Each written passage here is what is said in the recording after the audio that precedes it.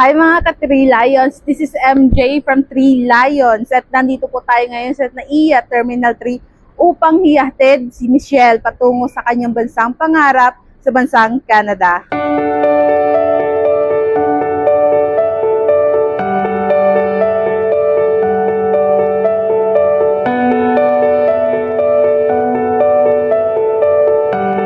Hi mga ka-Three Lions, this is MJ from Three Lions Education Group and we are here at NAIA Terminal 3 para ihatid si Miss Michelle patungo sa kanyang bansang pangarap sa bansang Canada.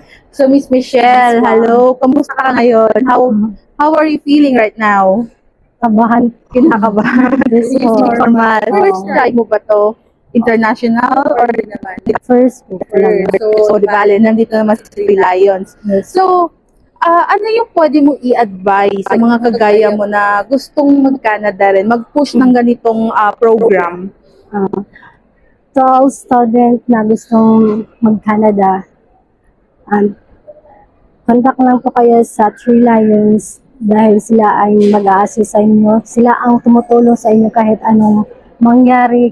Kagaya ko ngayon na sa flight ko na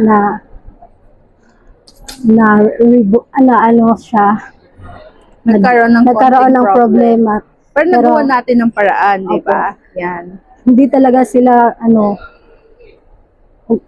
nandyan talaga sila tumutulong sa akin. Ayan.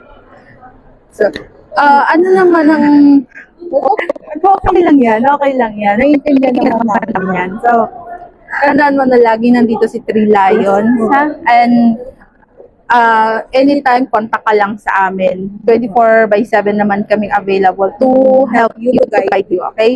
So, especially si Miss Hart, nandyan siya lagi, di ba? So, good luck and have a safe flight sa papuntang Canada. Message ka lang sa amin, Yes, ha? So, thank you, Three Lions. For guiding me.